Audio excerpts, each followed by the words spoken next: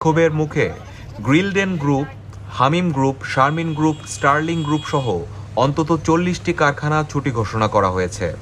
সমস্যা সমাধানের চেষ্টা করছে পুলিশ।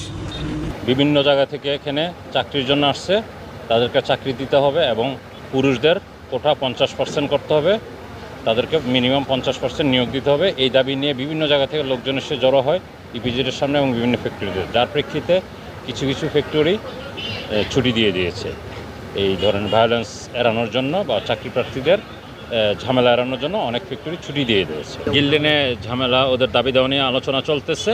আপনারা জানেন আজকে এখনও মিটিং চলছে, মোটামুটি তারা একটা সমঝোতা পৌঁছাইছে। তারা একটা শ্রমিক নেতৃবৃন্দ এবং ম্যানেজমেন্ট একটা সমঝোতা পৌঁছাইছে। আমরা আশা করি শীঘ্রই এটার সমাধান হবে। শ্রমিকরা শান্তিপূর্ণভাবে অবস্থান করতেছে, রাস্তা চলমান আছে।